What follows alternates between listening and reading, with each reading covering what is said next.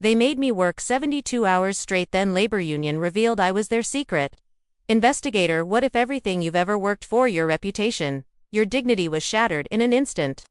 What if the very people you trusted, the ones you worked tirelessly for, saw you as nothing more than a tool to be discarded? Hey, my name is Emery. It was supposed to be just another long shift, just another day at the office. But the moment the words left my boss's mouth, everything changed. 72 hours. Get it done, he said, as if the number was no different than a casual request for a cup of coffee. I had worked long hours before, but nothing like this.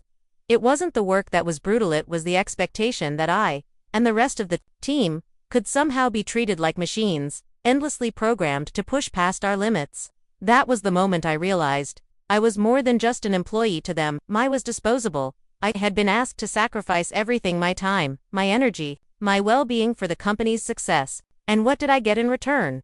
A pile of reports. A string of emails. A desk full of empty cups and uneaten meals. It was all so mechanical, so hollow. At first, I thought it was just part of the job. It was what I signed up for, right? After all, I was a rising star in this corporate machine, working my way up the ladder one relentless hour at a time. I was proud of how much I'd accomplished, of how far I'd come. But as the hours dragged on, I felt the weight of it, the weight of my body aching from exhaustion, the weight of the mental fog creeping in. And that's when I realized I was trapped. I was stuck in a cycle of self-sacrifice, constantly giving more of myself for the company's bottom line. And yet, the more I gave, the less I received in return. As I stumbled into the break room, after hours of grueling work, I caught a glimpse of myself in the mirror. My eyes were bloodshot, my hair a tangled mess. I hardly recognized the person staring back at me, but then, as if the universe was mocking me, the door swung open. And there he was, the customer who had always treated me with disdain. Mr. Harris. He was everything I despised: arrogant, entitled, and with an ego that matched his wealth. I had been on the phone with him earlier, working tirelessly to make sure his requests were met. But now, in the break room, his presence was a slap in the face. He smiled at me, but it wasn't a kind smile. It was a patronizing smile. "You look a bit tired," he said with a smirk. "Working hard, I see." I nodded, but I didn't trust myself to speak. It wasn't the exhaustion that stopped me. It was the anger that bubbled beneath the surface. Why did he think he had the right to talk to me like that? To make me feel small. He came closer, standing just a little too close, invading my space in a way that made me uncomfortable. "You know, Emery," he said, his voice lowering, "I really don't know how you do it. I could never work as hard as you. You're dedicated. But," he paused for dramatic effect, "it seems like you're not quite getting the recognition you deserve." His words were meant to sting, and they did. But they also made something shift inside of me. It was the beginning of a realization I had been avoiding for so long. I was worth more than this. More than the hours I had worked. More than the lowly position I had been forced into. Suddenly, the exhaustion didn't matter. It wasn't about the long hours anymore. It was about what I had become. I had let myself be a cog in the machine for too long. And now, I was ready to make a choice. I stood up straighter, my eyes meeting his with a newfound confidence. "I may be tired, but I'll never let that stop me from getting what I deserve," I said, my voice stronger than I felt. The look in his eyes changed. The smirk faltered, and for the first time, he didn't know how to respond. But it wasn't the end of the conversation, it was the beginning of something much bigger than either of us knew. I didn't know it yet, but my life was about to change. That moment, that brief confrontation, was the spark. It was the start of my journey, a journey that would lead me down a path I hadn't anticipated. I had always been the quiet, dutiful worker, the one who kept her head down and made sure everything was done. No complaints, no drama, just results. That's how I had earned my place in the office, how I had earned the respect I thought I deserved. But as the hours dragged on and I continued my relentless work, the quiet hum of my life started to become a louder, more deafening noise. It was the subtle things that hurt the most, the moments that seemed insignificant to everyone else but carried a weight I couldn't escape. The passive-aggressive remarks from colleagues who acted like they were my friends, but had no problem stepping on me when it was convenient. The way my boss never bothered to acknowledge the effort I put into every single task, but would be the first to criticize when something went wrong. The constant feeling that, despite everything I did, I wasn't enough. And all of this was wrapped up in the toxic culture of the office, the competition, the need to always do more, to be more, to never show weakness. It was the kind of environment where being good enough wasn't enough. You had to be exceptional. And to be exceptional, you had to give everything. So, I did. I buried my emotions, putting everything into my work. Every time someone overlooked me, I told myself it didn't matter. Every time someone dismissed my efforts, I swallowed my frustration and kept moving forward. But in doing so, I had allowed myself to be emotionally scarred. I couldn't see it at the time, but looking back now, I see how much I had given up. Without even realizing it, I was giving pieces of myself away, one insult at a time, until I was nothing more than an empty shell. That night, as I sat in the break room, watching the others continue to laugh and talk about their weekend plans, I felt completely out of place. The world around me seemed to spin in fast forward while I remained still, stuck in this never-ending loop of exhaustion, disappointment, and sacrifice. The betrayal wasn't loud, it didn't come in the form of a single event that could be pinpointed. It was the gradual erosion of who I was, the subtle ways in which I had been conditioned to believe that I wasn't worth anything more than what I was given. I remember the moment I realized just how deep the wounds went. It wasn't during one of the late nights at the office. It wasn't during one of those painful, drawn-out meetings with the higher-ups. It was something much smaller. It happened on a Thursday morning.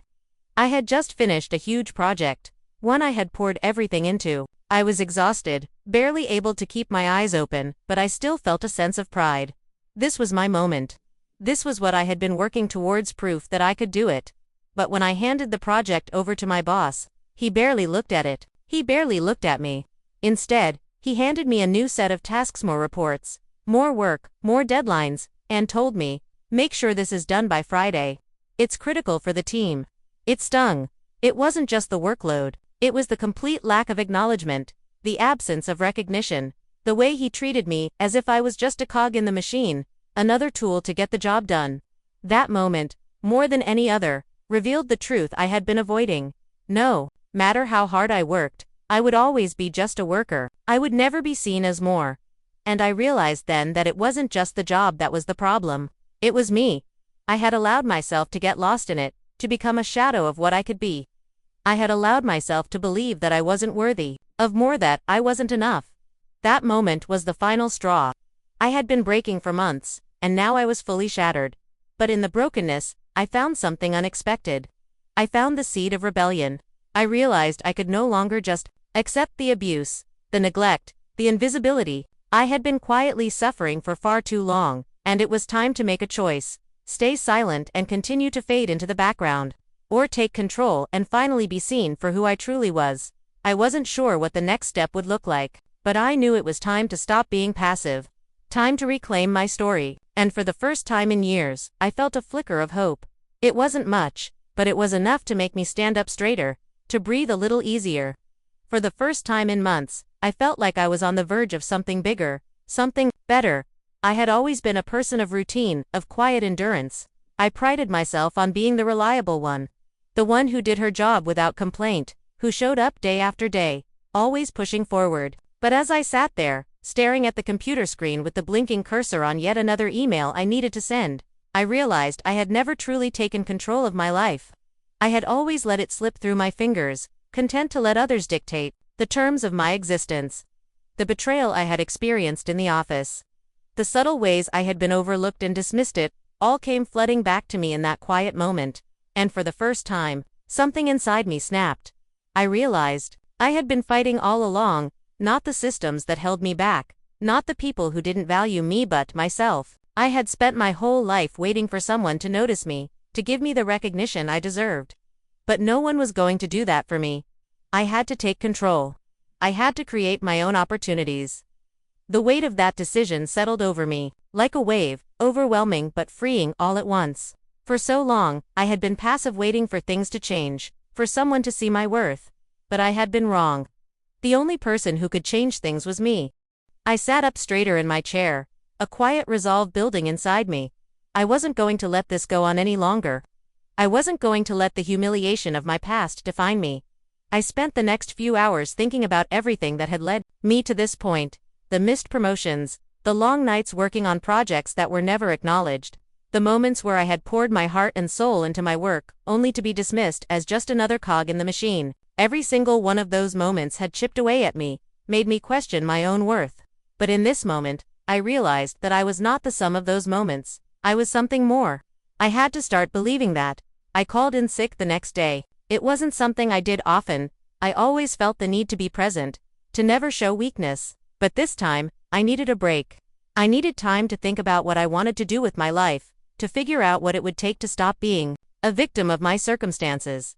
The hours I spent that day weren't spent idly. They were spent planning. I researched labor unions, what they did, how they worked, what kind of power they held. I read articles about activism and organizing, about how people took control of their own destinies and stood up to the systems that sought to crush them. It felt strange, reading about such bold movements when I had always been the quiet, passive one. But in that silence, I realized I had been silencing myself. It was time for a change. I knew I couldn't fight this battle alone. I had to confront the injustice I had been living through, and for that, I needed help. That's when the idea struck me: the union. They were my way out, my way to break free of the toxic environment I had been trapped in for so long. I had always seen the union as an outsider, something distant and almost irrelevant to my work. But in reality, they were the one thing standing between me and total exhaustion. They were the ones who could help me fight back, who could help me reclaim my power. So I made the call. I reached out to the labor union that represented the workers at my company. At first, it was just a question, a simple inquiry about what they did, how they could help. But as I listened to their answers, a spark of possibility ignited within me. Join us, they said. Help us understand what's going on in there. You'll be the eyes and ears, the ones who can help us make change. It sounded dangerous, risky, but as I hung up the phone, I realized that this was it. This was my chance. I could keep quietly suffering, keep letting the system dictate my worth, or I could stand up, take control, and make the change I needed. I had spent so many years letting other people control my story. Now it was my turn. The decision to join the union wasn't an easy one. I had no idea how my colleagues would react or what kind of backlash I might face. But what I did know was that I couldn't continue down the same path. I couldn't keep hiding behind the walls I had built for myself. I had to face the challenge. Head on. The next morning, I stood in front of the mirror, looking at myself as if seeing myself for the first time. I wasn't the same person I had been a few months ago. I wasn't the shy, quiet worker who let things slide anymore. I was someone who was ready to take charge of her life and fight for what she deserved. For the first time in years, I felt something that I hadn't felt in a long time. Hope. I was ready. Once I had made the decision, there was no going back. It wasn't just about joining the union, it was about taking the power back, about facing the system that had held me down for so long. The work ahead of me was daunting, but I was no longer afraid. I had spent years cowering in the shadows, hoping someone would notice. But now I was determined to make my presence known. I needed to act carefully, to strategize, to avoid making reckless decisions that would destroy everything I had worked for. The more I thought about it, the clearer it became. I was in a position to do something big, something that would shake the foundations of the company I had worked for and expose the truth about the toxic culture that had poisoned it for so long. But first, I needed information. The union wasn't just about joining a group of people who were upset. Was about exposing the truth, uncovering the cracks in the system, and using that knowledge to create change. I had to understand what I was up against and how to make the most of the union's resources, so I began listening. I attended meetings, talked to other employees, asked questions. Slowly but surely, I started to piece together a picture of what was happening inside the company: the exploitation, the manipulation, the constant pressure to deliver results at the expense of employees' well-being. It wasn't just about late nights and long hours. It was about a culture that treated workers like tools, things to be used and discarded without any regard for their mental or emotional health. I spent hours going over documents, employee complaints, and policies, anything I could get my hands on. I started to see patterns: employees who had been mistreated or overworked but had no way to voice their concerns, supervisors who bullied their subordinates into silence, encouraging them to push themselves to the limit until they broke. It was clear that the system was broken, and it was my job to expose it. But there was something deeper I had to address. First, my fear. For years, I had been the quiet observer, the one who let things slide, who didn't challenge authority. But now, in this role, I would be putting myself at risk. There were whispers of retaliation, of workers being targeted for speaking out, of people being fired for standing up for themselves. It wasn't just the company I had to worry about, was my own safety? My future? The idea of taking on such a powerful institution scared me more than anything I had ever faced. Yet, with every passing day, I grew more determined. I had already given so much to this job, to this company, and received so little in return. It was time to take action, time to make my voice heard. I wasn't going to just sit back and let things happen to me anymore. I was going to force the change I so desperately needed. The plan started to take shape in my mind. I knew that the union's power was in its numbers, in its ability to organize and create real change. But to do that, I needed to gather more, support more allies. I started reaching out to other employees, ones I had worked with for years but never truly knew.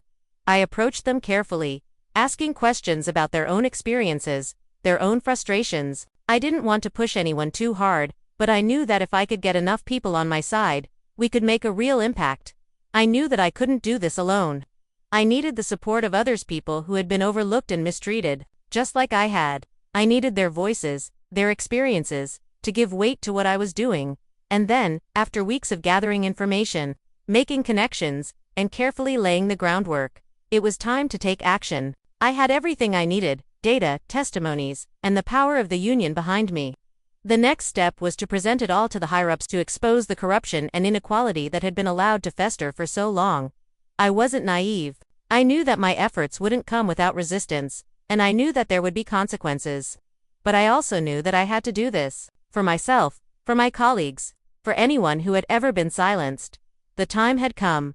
I walked into the office that morning with a sense of purpose I hadn't felt in years. The weight of the plan in my mind felt heavy, but it also felt like a relief, like I was finally doing something that mattered. As I sat at my desk, preparing for the inevitable confrontation, I felt a strange sense of calm. I wasn't the same person I had been just a few weeks ago. I was stronger now, more determined. I had a purpose. I knew that this wasn't going to be easy, and I knew that it might take time for the truth to come out. But as I picked up the phone and made the call to schedule the meeting with the higher-ups, I knew one thing for certain: things were about to change. The day had finally arrived. I had spent weeks preparing, gathering information, and building the courage to confront the people who had treated me and my colleagues like disposable tools. The knowledge I had gathered, the truth I had uncovered, it was all in my hands now, ready to be revealed. The meeting with the higher-ups was scheduled for 3 p.m., and as the hour approached, I could feel the tension in my body. My hands trembled slightly, but I fought the feeling down, reminding myself that this was my moment. I had already taken the first step. Now, it was time to take the final leap. When I entered the conference room, the cold, polished faces of the executives stared back at me. The room was immaculate, too pristine for the mess it was about to face. They smiled politely, offering me the usual pleasantries, but their eyes betrayed a sense of unease, as if they already knew something was coming. "Ms. Emery, thank you for joining us today. We trust everything is going well with your work," one of the executives asked, his tone casual, but I could see the slight tension in his posture. "Everything's going as expected," I replied, my voice steady, though I could feel the weight of the information pressing against my chest. I placed a stack of papers on the table between us. Their eyes flickered down, curious but guarded. "I've been doing some research," I began, "and what I've uncovered is shocking. I've spoken to employees, reviewed documents, and analyzed patterns of behavior that clearly show a systemic issue with the way this company operates." They shifted uncomfortably, but I didn't let that distract me. This was my moment to show them the truth they had worked so hard to bury. I proceeded with the evidence I had gathered, listing off incidents of mistreatment, long hours, manipulation, and exploitation. I showed them the testimonies I had collected, the way their policies had harmed the very people who made the company run. They tried to interrupt, to offer excuses, but I wasn't having it. I had seen this play out too many times: the apologies, the promises to change, but no real action. This time, I wasn't asking for change. I was demanding it. "You can keep denying the reality of what's happening here," I continued, my voice unwavering, "but the truth is clear. The people who work for you are being treated like commodities. And it stops now." The silence in the room was deafening. For a moment, they were just statues, frozen, uncertain. Their masks of control began to crack, and I saw something in their eyes I had never seen before. Fear. The fear of being exposed. The fear of being held accountable. I watched as they exchanged glances, knowing they were cornered. I had done what I set out to do. I had laid out the facts, and I had made them face the consequences of their actions. But there was more to this. This wasn't just about revenge, it was about redemption. It was about taking back the power I had lost for so many years. About standing up not only for myself but for everyone who had ever been treated like I had. This was my fight. One of the executives, a woman who had always been distant, finally spoke up. "Ms. Emery," she said, her voice low but laced with authority, "what exactly is it that you want from us?" I leaned forward, locking eyes with her. "I want this company to take responsibility. I want you to create a system where employees are treated with respect, where their well-being matters. I want to see real change." They looked at each other again, and for a moment, I thought they might dismiss me, shut me down, send me on my way without any real change. But then, something unexpected happened. "We'll work with the union," one of the executives finally said, his voice laced with defeat. "We'll work on reforming the policies, and we'll address the concerns you've raised. But Ms. Emery, this will take time." I didn't smile. I didn't need to. I had already won. "I'll be watching," I said simply. "I'll be watching, and if nothing changes, you'll know that you haven't heard the last from me." As I walked out of that room, the weight that had been crushing me for so long lifted. I didn't feel vindicated, not entirely, but I felt something I hadn't in a long time: pride. For the first time, I had taken control of my life, my narrative. I had forced them to see me, to listen to me. I knew that the battle wasn't over. The fight for change would continue, but I was no longer the silent observer. I was the one in control, the one calling the shots. As I left the building that day, I knew one thing for certain: nothing would ever be the same again.